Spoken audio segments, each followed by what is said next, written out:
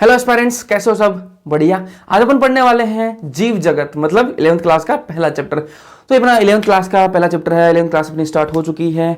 ये one shot lecture होने वाला, अगले 20 से 25 मिनट के अंदर ये चैप्टर अपना कंप्लीट हो जाएगा और एनसीईआरटी की हर एक लाइन कवर हो चुकी होगी और आपके दिमाग के अंदर पूरी फिल्म इस चैप्टर की चलने वाली है। 20 से 25 मिनट बस ध्यान से सुन लेना, ठीक है? कहीं और मत देखना, बस मेरे को देख लेना, ठीक है? तो 20 से 25 मिनट के अंदर ये चैप्टर कवर होने वाला है। स्टार्ट करते हैं, ज्यादा टाइम वेस्ट नहीं करते, स्टार्ट करते हैं। मेरा नाम प्रदीप है, आज पर पढ़ने वाला है जीव जगत, ठीक है जी। तो जीव जगत के अंदर क्या होगा, पहले अपन ये पता होना चाहिए भैया जीव कौन सा है, जीवित किसको बोलेंगे, ठीक है? लिविंग ऑर्गेनिज्म जो है वो किसको बोलेंगे, ठीक है? पहले अपने पास ये अपन को पता होना चाहिए।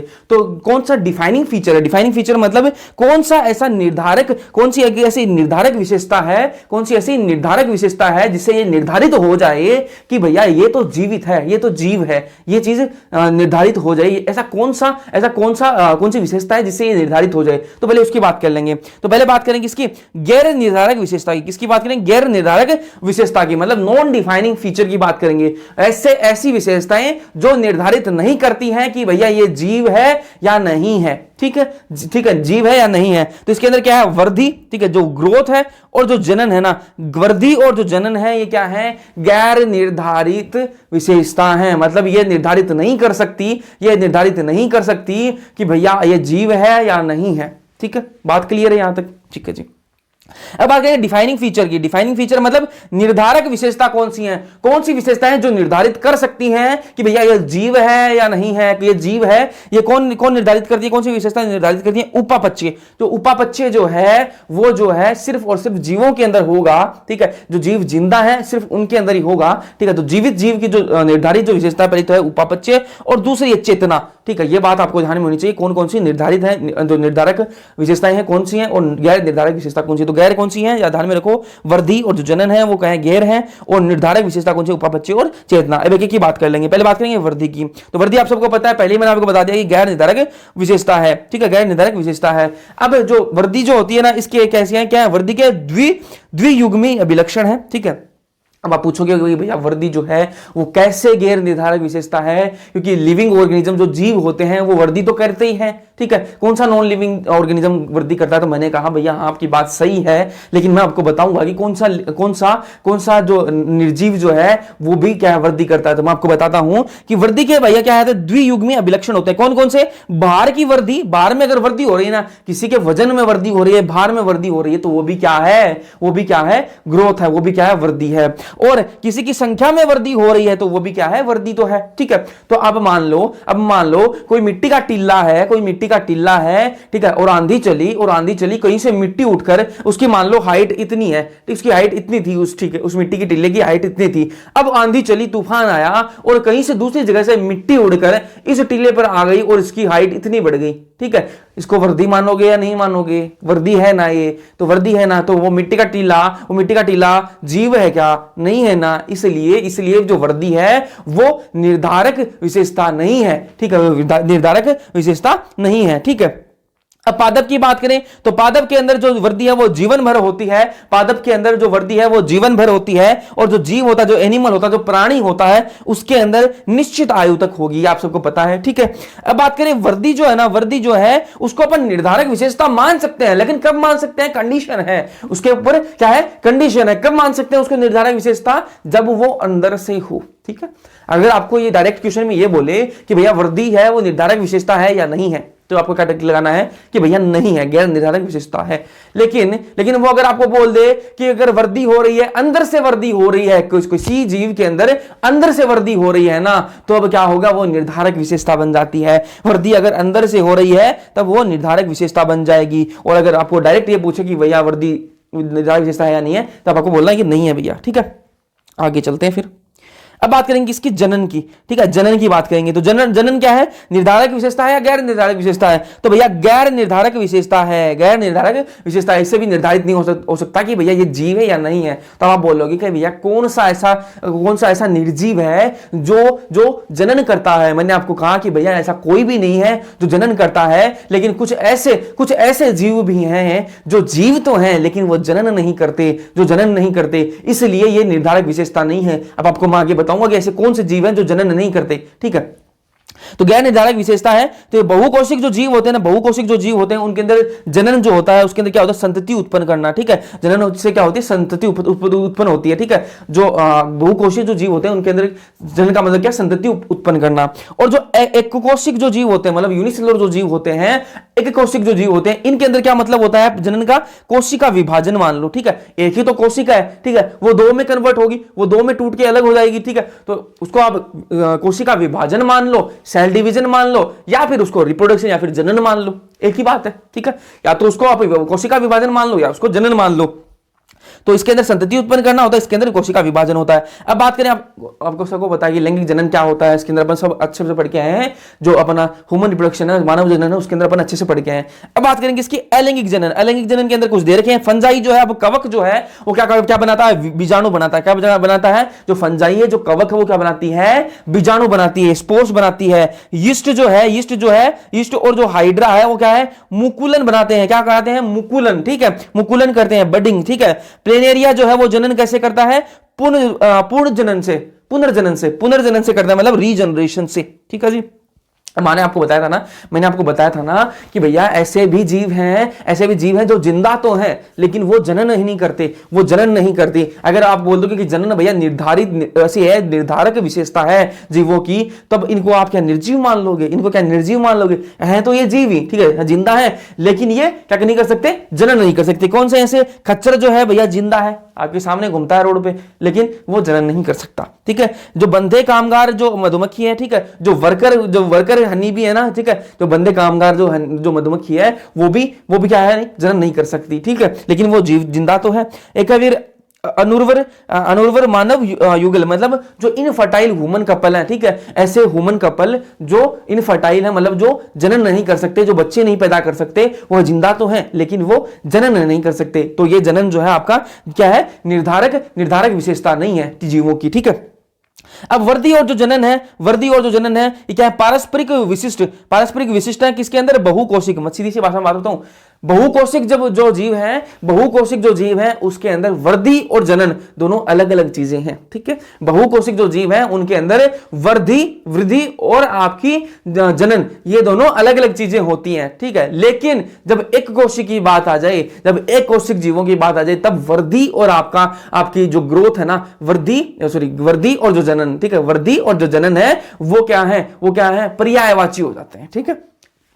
ध्यान से सुनो, जो बहुकोशिक जीव हैं उनके अंदर वृद्धि और जनन जो है वो अलग अलग चीजें होती हैं, लेकिन जब एकोशिक जीवों की बात आ जाए तब वहां पर क्या होते हैं, वृद्धि और जो आपका जनन है वो दोनों एक ही हो जाते हैं, वो क्या है, पर्यायवाची हो जाते हैं। अब आगे चलते हैं, पर्यायवाची हो जाते हैं कोशिक के अंदर, आगे चलते हैं। अब आगे इसकी उपापचय मैंने आपको बता दें कि ये क्या है, निर्धारक विशेषता है, ठीक है, निर्धारक विशेषता है, किसी भी नॉन लिविंग के अंदर नहीं होती, और जो भी जीव है ना, जो जिंदा है उसके अंदर क्या है, उसके अंदर उपापचय होगा ही होगा, ठीक है। तो उपापचय विशेषता क्या है, निर्धारक विशेषता है। उपापचय जो क्रिया है कोशिका के अंदर अगर हो रही है, उपापचय जो क्रिया है वो अगर कोशिका के अंदर हो रही है, तब वो क्रिया क्या है, जीवित क्रिया है। वो क्रिया कैसी होगी, जीवित क्रिया होगी। मैं हूं, मेरी कोशिका के अंदर उपापचय क्रिया हो रही है, तो वो क्रिया कैसी है, जीवित क्रिया है, ठीक है। और मैं जीव हूं तो मैं कैसा हूं, जीवित जीव हूं ना, ठीक है। तो यह है क्या है कि जो कोशिका के अंदर जो जीवित जो क्रिया हो, वो क्रिया जो हो रही है, उपापचय क्रिया हो रही है, वो कैसी है, जीवित क्रिया बोलेंगे। और जो जीव है ना जिसके अंदर हो रही है वो भी क्या है, जीवित है। लेकिन क्या करें, अगर अपन इसको लैब के अंदर करा दें, ये जो उपापचय क्रिया है इसको अपन लैब के अंदर ले जाएं और टेस्ट ट्यूब के अंदर इसको करवा दें, तब क्या होगा, तब भैया वहां पर कोशिका के अगर बाहर अगर उपापचय क्रिया हो रही है, कोशिका के बाहर अगर उपापचय क्रिया हो रही है, मेटाबॉलिक रिएक्शन हो रही है, तब क्या होगा, वो क्रिया तो जीवित होगी, फिर भी अपन जब टेस्ट ट्यूब के अंदर करवाएंगे ना, जो उसमें उपापचय क्रिया फिर मेटाबॉलिक रिएक्शन को, तब भी वो रिएक्शन, वो क्रिया जो है वो जीवित तो होगी। लेकिन आप ये बोल दोगे क्या कि भैया टेस्ट ट्यूब भी अब जिंदा हो गई, वो भी जीवित है, नहीं, वो जीवित क्रिया होगी, ठीक है। वहां पर जीव जो है वो क्या होगा, जीवित नहीं होगा, ठीक है। बात करें किसकी, चेतना की बात करते हैं, तो चेतना भी क्या है भैया, ये भी क्या है, निर्धारक विशेषता है। चेतना भी क्या है, निर्धारक विशेषता है। जितने भी जीव है ना, जितने भी जीव हैं जो जिंदा हैं, सबके अंदर चेतना होती है, सबके अंदर चेतना होती है। लेकिन आपको ये नहीं पूछेगा वो चेतना क्या है, निर्धारक विशेषता या नहीं है। आपको कहां फंसाएगा, वो फंसाएगा आपको यहां पर, क्या पर, सवचेतन पर। क्या फंसाएगा, सवचेतन पर। ठीक है, तो सवचेतन क्या है, निर्धारक विशेषता है क्या? नहीं भैया, बिल्कुल भी मत लगा देना कि सवचेतन जो है वो निर्धारक विशेषता है, क्योंकि सवचेतन सिर्फ और सिर्फ किसके अंदर है, मानव के अंदर पाई जाती है। सिर्फ और सिर्फ मानव के अंदर क्या होती है, सवचेतन होती है। चेतना जो है वो निर्धारक विशेषता होती है, लेकिन सवचेतन जो है वो निर्धारक विशेषता नहीं होती, क्योंकि ये सिर्फ और सिर्फ मानव के अंदर पाई जाती है। अब बात है किसकी, जैव विविधता की। जैव विविधता इंग्लिश में बायोडाइवर्सिटी कितनी होती है भैया, 1.7 to 1.8 मिलियन स्पीसीज है। ठीक है, 1.7 से 1.8 मिलियन स्पीसीज है। अब आपको पता है कि अपन ने पढ़ के आए चैप्टर 12 के अंदर बायोडाइवर्सिटी एंड कंजर्वेशन। ठीक है, और जैव विविधता और संरक्षण की बात पढ़ के आए, तो वहां पर अपन क्या पढ़ के आए कि जो एक साइंटिस्ट रॉबर्ट में, उनके अनुसार 7 मिलियन स्पीसीज है, और IUCN के अकॉर्डिंग 1.5 मिलियन स्पीसीज है। तो भैया आंसर कौन सा दें, ये दें कि वो दें? तो आपको अगर ये पूछे कि रॉबर्ट में के अनुसार कितनी स्पीसीज है, तब आप 7 मिलियन पे टिक लगाओगे। अगर आपको पूछे कि IUCN के अकॉर्डिंग कितनी स्पीसीज है, तब आप 1.5 मिलियन स्पीसीज लगाओगे टिक। ठीक है, अगर आपको कुछ नहीं बोले कि भैया ये किसी के अकॉर्डिंग नहीं पूछे, किसी के अनुसार नहीं पूछे, आपको डायरेक्ट ये बोले कि भैया कुल कितनी स्पीसीज है। ठीक है, ठीक है, कि कुल कितनी स्पीसीज है, तब आपको क्या टिक लगाना है, ये लगाना है। ठीक है, अगर आपको कोई अनुसार पूछ ले कि भैया उसके अनुसार कितने, उसके अनुसार कितने, तब आपको उनके आंसर देने। अगर आपको कुछ नहीं बोले, आपको डायरेक्ट क्वेश्चन पूछे कि जैव विविधता के अंदर कितनी स्पीसीज है, तो आपको ये वाला आंसर ही देना है। ध्यान में स्थान रहेगा ये बात। ठीक है, अब आगे चलेंगे।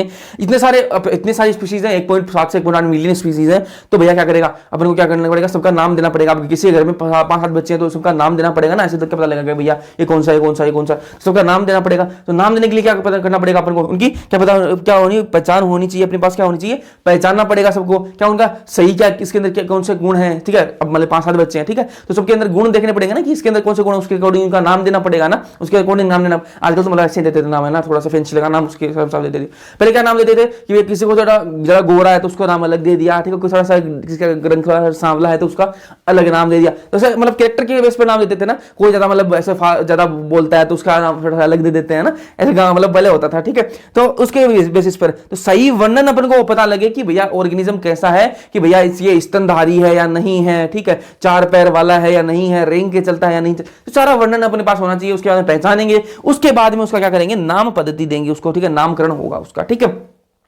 अभी आपको फुल फॉर्म याद रखनी पड़ेगी ICZN और ICBN की। ICZN की फुल फॉर्म क्या है, international code for zoological nomenclature.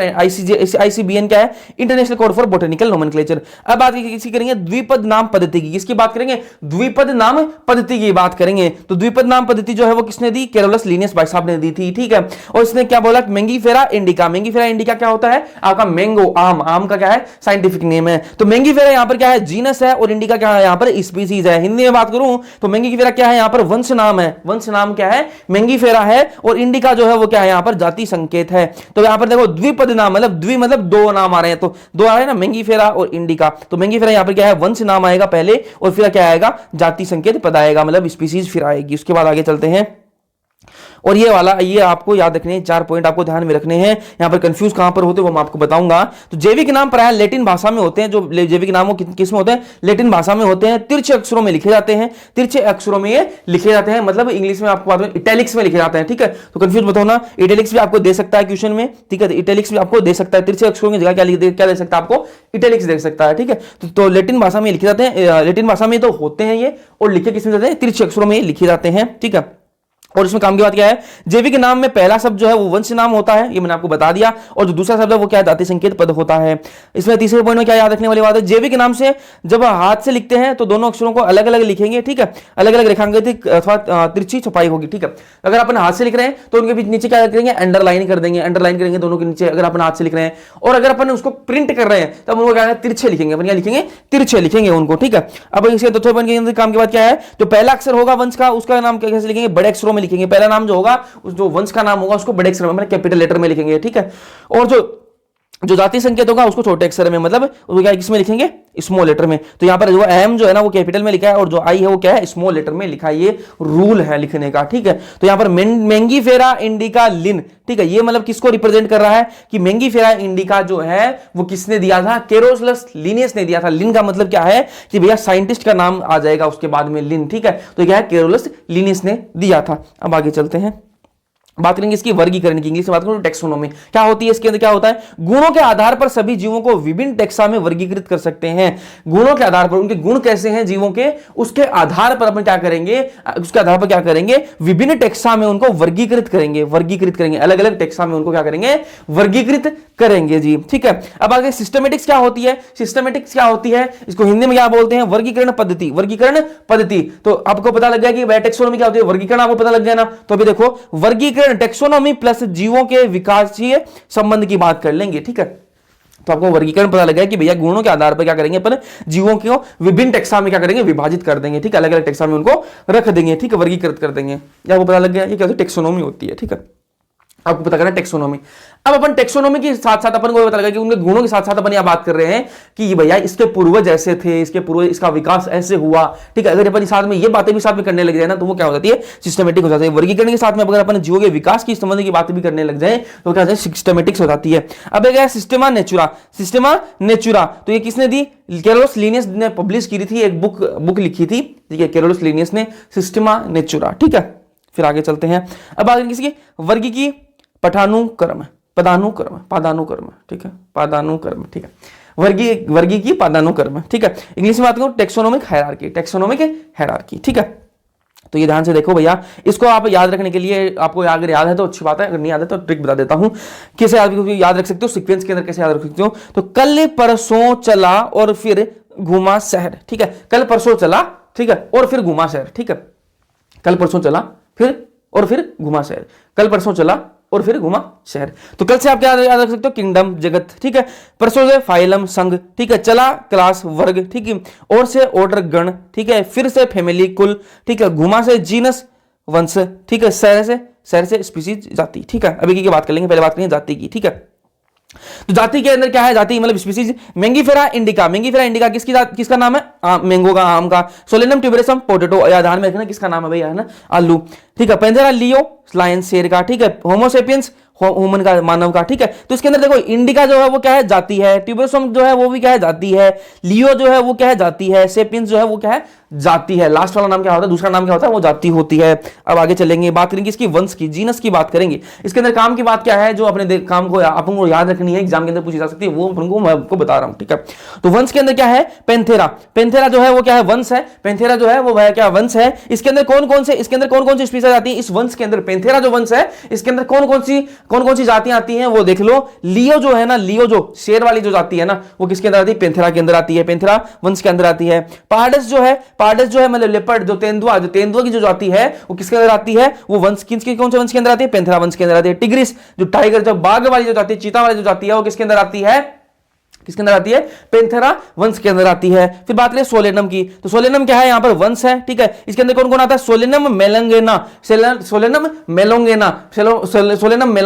किसका नाम है, ये बैंगन का नाम है। किसका नाम है, बैंगन का नाम है। फिर क्या है, सोलेनम ट्यूबेरोसम, इसके क्या है, आलू का नाम है। ट्यूबेरोसम यहां पर क्या है, जाति है, और मेलोंगेना यहां पर क्या है, जाति है, और सोलेनम यहां पर क्या है, वंश है। ठीक है जी, फिर आगे बात करेंगे किसकी, कुल की या फिर फैमिली की बात करेंगे। ठीक है, तो बहुत सारी स्पीशीज किसके अंदर आती है, वंश के अंदर आती है। बहुत सारी जातियां किसके अंदर आती है, वंश के अंदर आते हैं। बहुत सारे वंश किसके अंदर आते हैं, फैमिली के अंदर आते हैं, मतलब कुल के अंदर आते हैं। तो बहुत सारे वंश इसके अंदर अपन देखो देखने मिले, एक कुल के अंदर बहुत सारे वंश देखने के लिए अपन को मिलेंगे। तो कुल की बात करें, फैमिली की बात करें तो क्या है, सोलेनेसी क्या है, यहां पर कुल है, और इसके अंदर कौन कौन से वंश आते हैं, सोलेनम आता है, इसके अंदर वंश आता है। इसके अंदर पटूरिया, दतूरा, आपको ध्यान में होनी चाहिए कि कौन सा वंश कौन से कुल के अंदर आता है, पूछ सकता है। ठीक है, तो ध्यान में रखना कि सोलेनम, पेटूनिया और दतूरा ये किसके अंदर आते हैं, आपके सोलेनेसी के अंदर आते हैं। फिर बात करें किसकी, फेलेडी की, तो फेलेडी यहां पर क्या है, कुल है। इसके अंदर कौन कौन से वंश आते हैं, फेलिस वंश आता है इसके अंदर, और पेंथेरा वंश आता है। पेंथेरा कौन सा होगा, शेर वाला। ठीक है, और फेलिस कौन सा है, फेलिस के अंदर कौन आते हैं, कैट, बिल्ली किसके अंदर आती है, फेलिस वंश की है। बिल्ली कौन से वंश की है, फेलिस वंश की है। कौन सी कुल की है, फेलिडी कुल की। कुल कौन सा है, फेलिडी, और वंश कौन सा है, फेलिस। ठीक है, फिर बात करें कैनिडी क्या है, कुल है। कैनिडी क्या है, कुल है, और इसके अंदर कौन से वंश आता है, कैनिस वंश आता है। और कैनिस वंश के अंदर कौन आता है, कुत्ता, डॉग जो है वो कौन से वंश का होता है, कैनिस, और कुल कौन सा है उसका, कैनिडी। फिर आगे चलते हैं, अब बात करेंगे गण की। गण की बात करेंगे तो इसके अंदर भैया आपने अब जो फैमिली पढ़ी है, बहुत सारे जो कुल है ना, बहुत सारे कुल किसके अंदर आते हैं, एक गण के अंदर आते हैं। एक गण के अंदर बहुत सारे कुल होते हैं। तो ये क्या है, पोलीमोनियल्स। पोलीमोनियल्स क्या है, गण है। इसके अंदर कौन कौन से कुल आते हैं, कॉन्वोल्वुलेसी और सोलेनेसी। ये ध्यान में आपको होने चाहिए भैया कि पोलीमोनियल्स जो गण है उसके अंदर कौन से कुल आते हैं, तो भैया कॉन्वोल्वुलेसी आती है और सोलेनेसी आती है। कार्निवोरा की बात करें तो कार्निवोरा क्या है, गण है और उसके अंदर कौन से कुल आते हैं, फेलिडी और कैनिडी। ठीक है, फिर बात करेंगे वर्ग की। तो वर्ग के अंदर क्या है, बहुत सारे गण किसके अंदर आते हैं, एक वर्ग के अंदर बहुत सारे गण आते हैं। तो कौन सा अपने पास वर्ग कौन सा, ममेलिया। ममेलिया वर्ग के अंदर प्राइमेटा क्या है, गण है, और कार्निवोरा क्या है, गण है। ये तो बहुत सारे गण एक वर्ग के अंदर आते हैं। अब भाई आपको ये वाली जो लाइन है ना, बहुत इंपॉर्टेंट है, बहुत इंपॉर्टेंट है, बहुत इंपॉर्टेंट है। इसको याद रखनी है आपको कि भैया किंगडम से जब स्पीसीज की तरफ चलेंगे, ठीक है, किंगडम से, जगत से जब अपन जाति की तरफ चलेंगे, तब क्या होगा, दो जीवों के बीच समानता बढ़ती है। ठीक है, किंगडम से जब स्पीसीज की तरफ चलते हैं तो दो जीवों के बीच में समानता बढ़ती है। यह आपको ध्यान में होना चाहिए जब अपन जगत से जाति की तरफ आते हैं। ठीक है, किंगडम से अपन किसकी तरफ आएंगे, जाति की तरफ आएंगे, तब क्या होगा, दो जीवों के बीच समानता बढ़ती है। ये आपको याद होनी चाहिए। अब ये टेबल जो है ये आपको याद होनी चाहिए। कैसे याद करोगे, मानव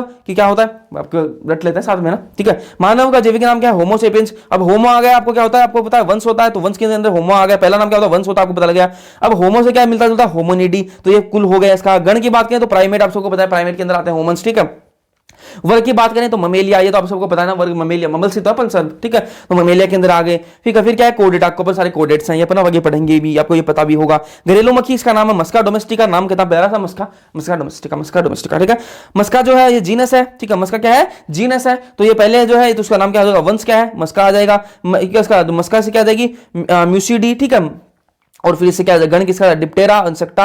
इंसेक्ट किसके अंदर आते हैं, आर्थ्रोपोडा के अंदर। इंसेक्ट किसके अंदर आते हैं, आर्थ्रोपोडा के अंदर आते हैं। आम की बात करें तो मेंगीफेरा, इसके अंदर मेंजीफेरा इंडिका लिख रखा है। मेंजीफेरा इंडिका आपको इच्छा। ठीक है, मेंजीफेरा इसका क्या हो जाएगा, वंश हो जाएगा। और फिर इसकी अनाकार्डियेसी, ये क्या हो जाएगी, इसकी कुल हो जाएगा। अनाकार्डियेसी से आम। ठीक है, अनार मतलब फलों की बात रही ना, तो आम से। ठीक है, मेंजीफेरा क्या हो जाएगा, अनाकार्डियेसी। फिर सेपिंडल्स। ठीक है, देखो ऐसे आम, अनार, सेब, ऐसे याद रख लो, मेरे को अभी दिमाग में है। ठीक है, तो ध्यान रख सकते हो। फिर बात करें किसकी, कैसा डाइकोट होते हैं और एंजियोस्पर्मी के अंदर आते हैं। ठीक है, गेहूं की बात कर लें, फिर गेहूं का नाम क्या है, ट्रिटिकम एस्टिवम। ट्रिटिकम इसका क्या वंश है, कुल क्या है इसका, पोएसी है, पोएल्स। फिर क्या है, मोनोकोट होते हैं और एंजियोस्पर्मी। अगर आपको ये टेबल याद हो जाए अच्छी बात है, अगर ना याद हो तो कमेंट सेक्शन में कमेंट कर देना, या फिर टेलीग्राम चैनल का जो ग्रुप है वहां पर आप मेरे को बता देना, इसकी ट्रिक आपको मिल जाएगी। ठीक है, ट्रिक बना देंगे इसकी, अगर आपको याद ना हो तो। आगे चलते हैं फिर। अब बात करेंगे इसके वर्गीकीय सहायता साधन की। वर्गीकीय सहायता साधन की बात कर लेते हैं। अब वर्गीकीय सहायता साधन में अपन को क्या चाहिए, अपन को क्या है कि भैया अपन को ऐसे क्या है, जो बहुत सारे ऑर्गेनिज्म है। अब कुछ ऑर्गेनिज्म क्या हो रहे हैं, विलुप्त हो रहे हैं। ठीक है, बहुत सारे ऑर्गेनिज्म, बहुत सारे जीव विलुप्त हो रहे हैं। तो अपने पास क्या हो कि सबके पास इंफॉर्मेशन हो, सबके पास अपने पास इंफॉर्मेशन हो। ठीक है, इंफॉर्मेशन हो कि ताकि अगर वो कोई कभी मतलब विलुप्त हो भी जाए तो अपने पास उनके लिए उनका डेटा तो रहे कि भैया ये ऑर्गेनिज्म, इसके बारे में कुछ बातें तो रही अपने पास। ठीक है, तो वो उसके लिए क्या है, अलग अलग टेक्निक है। ठीक है, कौन कौन से, पहले प्रिजर्वेशन, कंजर्वेशन और लिटरेचर। प्रिजर्वेशन क्या होता है, संरक्षण ही होता है, पर प्रिजर्वेशन भी संरक्षण होता है और कंजर्वेशन भी संरक्षण होता है। लेकिन दोनों फर्क क्या है, प्रिजर्वेशन अपन मृत चीजों का करेंगे। मृत चीजों का जब मृत चीजों को जब संरक्षित करते हैं तब क्या बोलते हैं, उसको प्रिजर्वेशन बोलते हैं। और जब जीवित चीजों का संरक्षण करते हैं तो उसको क्या बोलते हैं अपन, कंजर्वेशन बोलते हैं। और लिटरेचर क्या है भैया, किताबों की बात हो रही, किताबों में फिर लिख देंगे सारे डेटा कि भैया ये ऑर्गेनिज्म थे, इसके बारे में, ये मतलब चीता है, इसके बारे में अपन को बताना कि चीता की 4 पैर हैं, ये होता है, सारी बातें उसके अंदर लिख दी। ठीक है, अब आगे चलते हैं, की बात कर लेंगे। पहले बात करें प्रिजर्वेशन, ये भी मैंने आपको बताया संरक्षण ही होता है, लेकिन किसका, मृत चीजों का, मृत का। ठीक है, हर्बेरियम जो है, हर्बेरियम इसके अंदर क्या होगा, मृत पादप होंगे। कौन होंगे, मृत पौधे। ठीक है, ऐसे पौधे जो मर गए हैं उनकी अपन बात करेंगे। ठीक है, हर्बेरियम के अंदर तो मृत पादप हो गए इसके अंदर। ठीक है, इनको क्या करेंगे, सुखाएंगे, पहले सुखाएंगे और उसको बाद में उसको दबा देंगे। सुखाएंगे और फिर उसको दबा देंगे। एक पेज है उस पर देखो, पौधा उपाड़ के लाए अपन, पौधा उखाड़ के ले आए। ठीक है, पौधा जो है उसको उखाड़ के लेके आए, उसको पेज पर चिपका दिया। ठीक है, उसको सुखा के उसको पेज पर चिपका दिया। तो ये क्या है, हर्बेरियम है। ठीक है, ये क्या है, हर्बेरियम। और उस पेज पर क्या लगा देंगे, लेबल भी लगाएंगे। लेबल के अंदर क्या क्या लिखना है अपन को, एक उसको एकत्र करने की तिथि, कब अपन उसको अपन ने कलेक्ट किया है, वो सारी एकत्र करने की तिथि अपन को लिखनी है, डेट लिखनी है अपन को, कहां से अपन ने उसको कलेक्ट किया है वो भी अपन को लिखना पड़ेगा, नाम उस जगह का, पौधे का इंग्लिश, स्थानीय और वैज्ञानिक नाम लिखना पड़ेगा। जो पौधा अपन ने चिपकाया है उसका स्थानीय नाम क्या है, उसका इंग्लिश नाम क्या है और उसका वैज्ञानिक नाम क्या है, ये सारे अपन को लिखने पड़ेंगे। ठीक है, कुल कौन से कुल का है वो पौधा, ठीक है, एकत्र करने वाले का नाम और कौन उसको कलेक्ट करके लाया है उसका नाम भी अपन को लिखना पड़ेगा। फिर बात करने की ये क्या है कि तत्काल संदर्भ तंत्र है, ये आपको ध्यान में रखना है। आपको पूछ ले कि तत्काल संदर्भ तंत्र कौन सा है, तो आपको आंसर क्या देना है, हर्बेरियम जो है वो क्या होता है, तत्काल संदर्भ तंत्र होता है। फिर बात करें म्यूजियम की, म्यूजियम को हिंदी में संग्रहालय भी बोल, ठीक है। तो म्यूजियम के अंदर मृत पादप प्लस जीव दोनों आते हैं, प्राणी और पादप दोनों मृत होने चाहिए, ठीक है, कंडीशन यही है, मृत होने चाहिए। मृत पादप और जो प्राणी है वो किसके अंदर आएंगे, म्यूजियम के अंदर आएंगे। लेकिन सिर्फ हर्बेरियम के अंदर सिर्फ पादप आ रहे थे, लेकिन यहाँ पर पादप और जो जीव है मतलब प्राणी है जो है वो दोनों आएंगे, ठीक है। इसके अंदर क्या होगा, अगर इंसेक्ट है तो उसको क्या करेंगे, किलिंग एंड पिनिंग, पहले इंसेक्ट को मार देंगे, तो मतलब कोकरोच है, ठीक है, कोकरोच नहीं आपका अर्थवॉर्म है तो उसको क्या कर देंगे, पहले उसको मार देंगे, किल कर देंगे, उसके बाद उसको पिन कर देंगे। ऐसे कोई पेज है उस पर क्या करेंगे, ऐसे ये कोकरोच, मेरा पेन जो है यह कोकरोच है, और फिर इस पर क्या कर देंगे, यहाँ पर इसको अटकाने के लिए, ठीक है, इसको मतलब ऐसे इसको चिपकाने के लिए यहाँ पर छोटी छोटी जो पिन होती है ना उसको ऐसे चिपका देंगे, ऐसे बीच में को ठोक देंगे, ठीक है। तो killing and pinning. Large animal अगर है कोई, मतलब पक्षी है, लार्ज एनिमल कोई बड़ा एनिमल है मरा हुआ है, अगर अपन उसको क्या रखना है, अपन को प्रिजर्व करना है तो क्या करेंगे अपन, उसको संरक्षित करना तो क्या करेंगे, बहुत बड़ा एनिमल है मरा हुआ है और बहुत सारे अगर कोई मम्मल है तो क्या करेंगे अपन, इसको स्टफ करेंगे। स्टफ कैसे करेंगे, उसके अंदर रुइया भर दिया अपन ने ताकि वो मतलब अपना जो शेप है वो खराब ना हो उसका, तो इसलिए वो करते हैं, ठीक है, उसके अंदर रुई भर देते हैं अपन। कंजर्वेशन की बात करें, कंजर्वेशन क्या होता है, प्रिजर्वेशन पढ़ लिया, संरक्षण होता है लेकिन किसका, मृत चीजों का। संरक्षण की किसका, कंजर्वेशन भी क्या संरक्षण है किसका, जीवित चीजों का। तो इसके अंदर कौन कौन है, पहला zoological park, zoological park Hindi में क्या बोलते हैं, प्राणी उपोवन या फिर चिड़ियाघर, सबने देखा होगा, ठीक है। जीवित जानवर होते हैं इसके अंदर कौन होते हैं, जीवित जानवर होते हैं, ठीक है। अब आगे बात करेंगे इसकी बोटेनिकल गार्डन की, इसके बात बोटेनिकल गार्डन हिंदी में वनस्पति उद्यान, ठीक है। जीवित पौधे होते हैं इसके अंदर, बोटेनिकल गार्डन के अंदर क्या होता है, जीवित पौधे होते हैं। पहली बात तो ये प्रसिद्ध जो बोटेनिकल गार्डन है वो कहां पर है, क्यों इंग्लैंड के अंदर, ये आपको ध्यान में होने चाहिए क्योंकि यहां से क्वेश्चन बहुत बार पूछा गया है, ठीक है।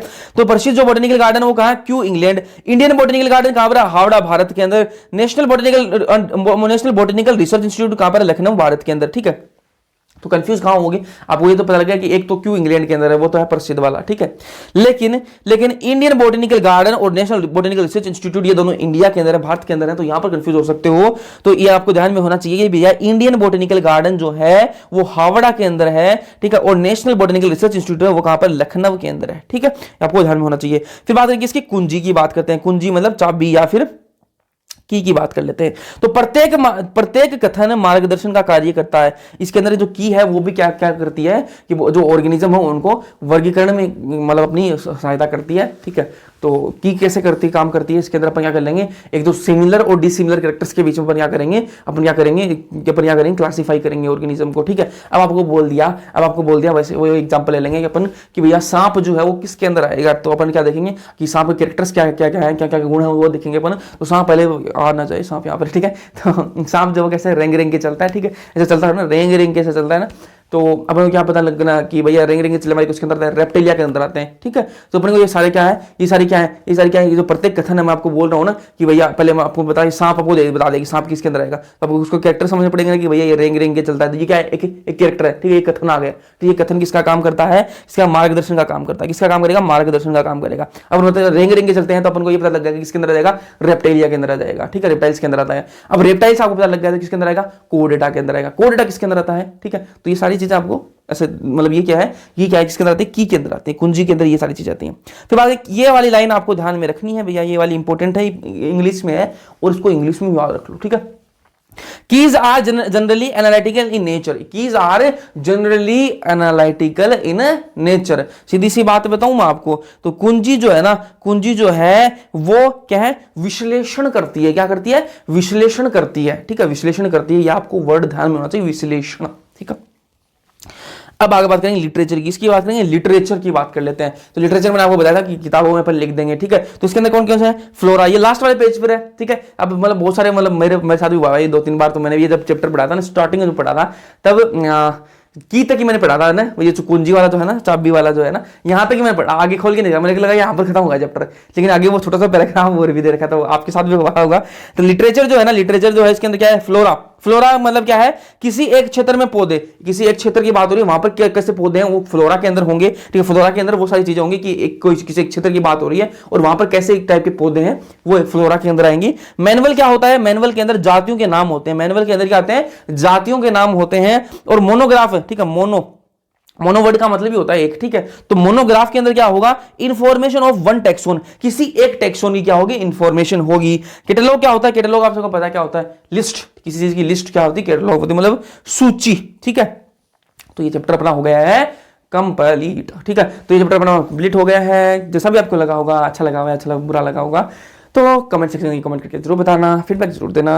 डिस्क्रिप्शन में टेलीग्राम चैनल का लिंक डाल रखा है, तो वहां पर आपको ज्वाइन जरूर से कर लेना। क्यों कर लेना है, क्योंकि वहां पर आपको ये नोट्स मिलेंगे। तो ये नोट्स आपके लिए बहुत अच्छे साबित होंगे। एग्जाम से पहले आपको 10 मिनट नहीं लगेंगे रिवाइज करने में, तो आपके लिए बहुत अच्छी बात हो जाएगी, ठीक है। तो ज्वाइन जरूर से कर लेना। इतने सारे कर रखे, एक और कर लेना, कोई नहीं जा रहा आपका, ठीक है। कम से कम एग्जाम तक तो कर ही लेना, ठीक है। तो कर लेना ज्वाइन, और वीडियो अगर पसंद आया तो लाइक कर देना, चैनल को सब्सक्राइब कर देना, अपने दोस्तों के साथ शेयर थोड़ा कर देना, क्योंकि करो, कोई और नहीं पढ़ा रहा हिंदी में तो करो यार, मतलब शेयर वगैरह करो यार अपने दोस्तों को, से सब्सक्राइब कराओ, ठीक है। और मिलते हैं नेक्स्ट लेक्चर के अंदर, तब तक के लिए पढ़ते रहो।